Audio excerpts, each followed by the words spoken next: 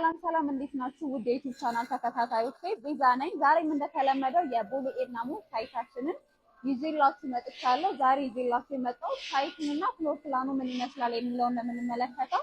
ላይክ፣ ሼር፣ ሰብስክራይብ ማድረግ እንዳይረሳ። ቪዲዮውን እስከ መጨረሻው ተከታተሉ። አብራችሁን ቆዩ።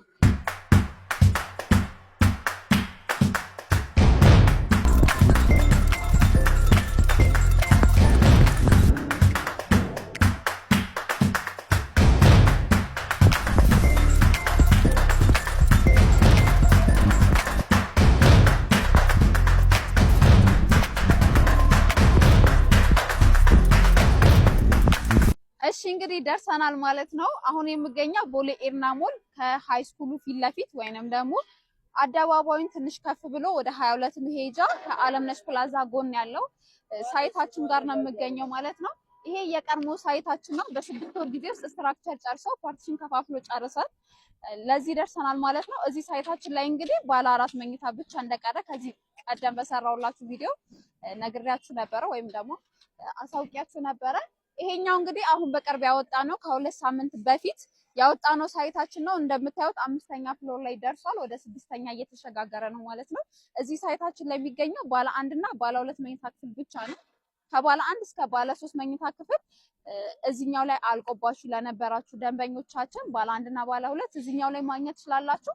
ባለ 4 ደግሞ እዚህኛው ላይ ማግኘት ትችላላችሁ ማለት ነው። ባለ 4 ሳይታችን ላይ ይሄኛው ሳይታችን ላይ ሙሉ ለሙሉ ዲጂታል የተናጠል ካርታ የተዘጋጀለት ነው።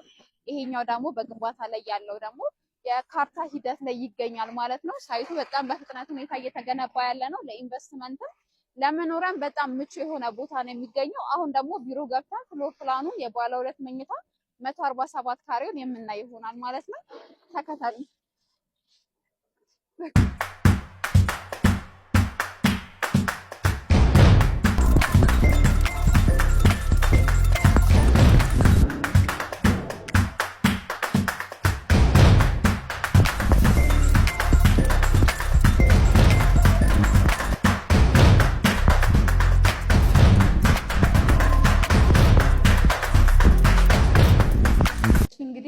አሁን ቢሮ ገብተናል። ዛሬ የምናየው የ147 ካሬ የባለ 2 መኝታ ክፍል እሱን ብቻ የምናይ ይሆናል። ሌሎቹን ደግሞ በሌላ ቪዲዮ የምናይ ይሆናል ማለት ነው።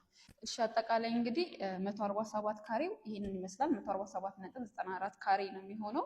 ሳሎኑ ብቻ ወደ 51 ካሬ አካባቢ ነው። 51.83 ካሬ ነው የሚሆነው ሳሎኑ ማለት ነው። መግቢያው የሚሆነው በዚህ በኩል ነው። እንደሚታያችሁ በዚህ በኩል ነው መግቢያው የሚሆነው። ይሄኛው ክሎዝድ ኪችናችን ነው የሚሆነው። እንደገባችሁ ወደ ኪችን መግባት ትችላላችሁ ማለት ነው። ቀጥታ እንደገባን ፊት ለፊት ሳሎኑ አይታይም ወይም ደግሞ ሳሎኑ ውስጥ ምን እንደሚካሄድ አይታይም ማለት ነው። ኮሪደር ይኖረዋል። እንደገባችሁ እዚህ ጋር የመመገቢያ ጠረጴዛ ነው የሚሆነው። እዚህ ጋር ደግሞ ማረፊያ ቦታ አለ ማለት ነው። እንደምታዩት በጣም ሰፊ ነው። ለባለ 2 መኝታ 151 ካሬ ማለት በጣም ሰፊ የሆነ ቤት ነው። ቀጥታ ይሄኛው እንግዲህ ሳሎናችን ነው የሚሆነው ማለት ነው። ክሎዝድ ኪችን አለው። ከዛ በኋላ ግን ሳሎኑ የራሱ የሆነ ባልከኒ ወይንም ደግሞ በረንዳ ይኖራል ማለት ነው። ሌላው ለየት የሚያደርገው ነገር ይሄ ቤት አጠቃላይ ከሳሎኑ ይሄ ደበቅ ያሉ መኝታ ክፍሎቹ ደበቅ ያሉ ነው የሚሆኑት። ቀጥታ እንደገባን የምናገኘው ምንም አይነት መኝታ ክፍል አይኖርም ማለት ነው። በዚህ ጋር እንደመጣን ኮመን ባዝሩሙን ነው የምናገኘው እዚህ ጋር ማለት ነው። 6 ቁጥር ይኸው ኮመን ባዝሩሙ እዚህ ጋር እናገኛለን ማለት ነው። ከዛ በኋላ ቀጥታ ስንሄድ ይሄኛው ፊት ለፊት የምናየው 3 ቁጥሩ ማስተር ቤድሩም ወይንም ደግሞ ዋናው መኝታ ክፍል ነው ማለት ነው። ማስተር ቤድሩሙ የራሱ ሻወር ሽንት ቤት ይኖረዋል። እንደምታዩት ነው የራሱ ሻወር ሽንት ቤት ይኖረዋል። ከዛ በኋላ ደግሞ ክሎዜት ይኖረዋል። ሁለተኛው መኝታ ክፍልም እንደምታዩት ነው እዚህ ጋር ይገኛል። ሁለተኛው መኝታ ክፍል ማለት ነው።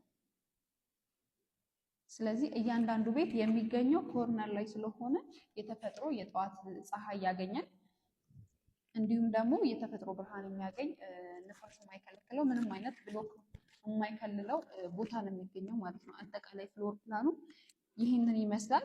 ኤድናችን እንደነገርኳችሁ ቦሌ ኤድና ሞል አለምነሽ ፕላዛ ጎን የሚገኘው ከሳይታችን በፊት ከቀድሞ ሳይታችን ጎን ላይ አዲስ የመጣው ወይም ደግሞ አዲስ የተጀመረው ሳይታችን ነው። ይህ ሳይታችን ባለ 1 እና ባለ 2 ነው የያዘው። ለበለጠ መረጃ ከታች ቁጥር አስቀምጥላችኋለሁ። ላይክ፣ ሼር፣ ሰብስክራይብ ማድረግ እንዳይረሳ። የቢሮ ቀጠሮ እንዲሁም ደግሞ የሳይት ቀጠሮ ለመያዝ ከታች ባለው ስልክ ቁጥር ደውሉልኝ። መልካም ጊዜ። በሌላ ቪዲዮ እስክንገናኝ